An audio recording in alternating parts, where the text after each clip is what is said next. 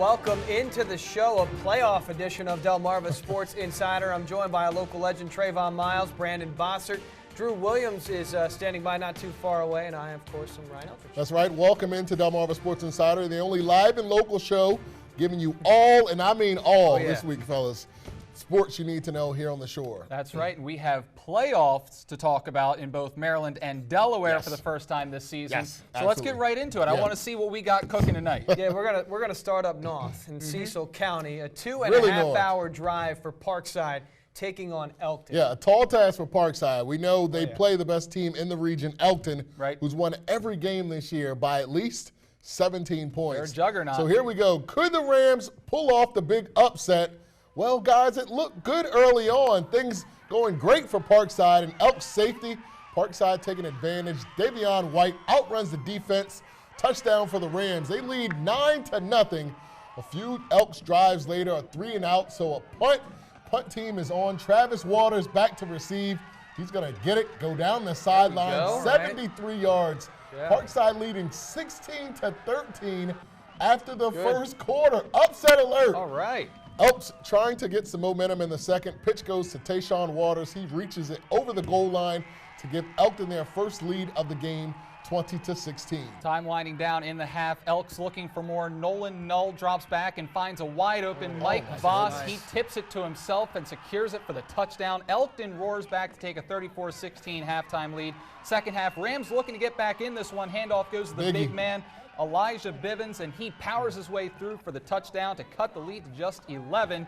But that Elk offense just too powerful. Null hits Trevin Ewing, and Ewing spins his way to the end zone.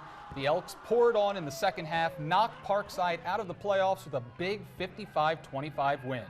I was proud of my kids and how much they fought. You know, they went up against a good team, and they played a good team tonight, and I think they know that. We're going to keep it, you know, kind of somber and just reflect upon where it was that we were, and think about some of the things and try and get better. That's the name of the game. You know, is the sun's going to come up tomorrow, and we're going to get an opportunity to, you know, do what we got to do in order to make sure these kids are good quality student athletes, and that's the key to the whole thing.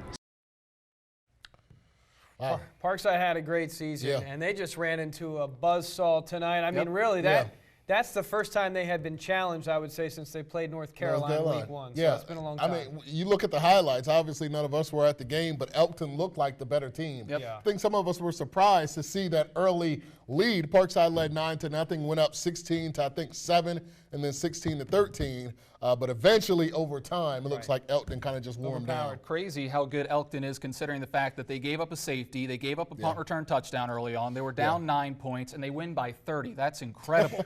But a fast start for Parkside. The Elks, they got the Elks on their heels. A lot of firepower for Elkton. But I also want to give a lot of credit to Parkside because they scored the most points against Elkton all season long. 23. That's the most points scored against Elkton all season. That's something. That's something to be said about that fact. All right, Parkside was not the only game tonight. For more, tossing over to the wall to Mr. Drew Williams. Hey, Drew. Yeah, you know, unfortunately, guys, that Parkside North Carolina rematch we really, really wanted, not going to come to fruition, but let's see if those North Carolina Bulldogs could do their part and advance to the state quarterfinals this evening. Now, North Carolina hosting the 3-seed, the Hartford Tech Cobras, a matchup of 10-0 and 9-1. North Carolina on the attack early. Wyatt LeClaire is going to go back and toss a dart over the middle for Jason Brown, and he's out of here. 33 yards to open the scoring up 7-0. But the Cobras, they're going to rear back and strike. Ryan Hunt, this kid, he's going to find Jay Rose just over the goal line. Officials, they're going to say, yep, it's a catch, so we're tied at 7. Now, we're going to go to the second. And LeClaire, he's going to air it out and find the big man. Jason Brown again, and that big play. Let's set up a nice one. A short run by Ethan Dvorak. Just going to slither his way right through the zone. Check it out, right through that gap. But we'll see it here in just a second. Nice play for North Carolina as they get themselves back in front. But this is the play of the game that broke it wide open. Montrez DeShields, he's been the guy. He's been there over the middle. He's going to pick this one off to the races down the sideline.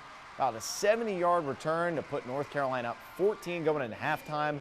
Bulldog faithful loving it. North Carolina kept it up in the second half as well. Hunter Healy gets the rock. He's going to break through the would-be tacklers.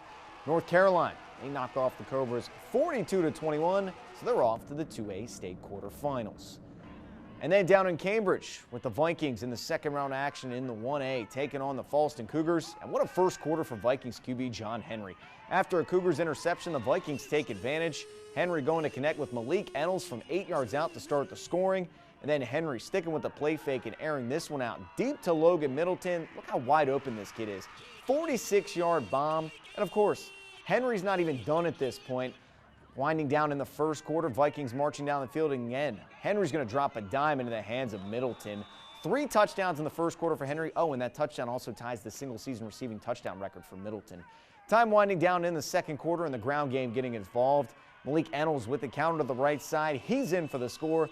Big night for the Vikings as they move on with a final of 48-14. So, guys, we still got a pair of teams left, and we'll send it back to you over the desk for some more analysis.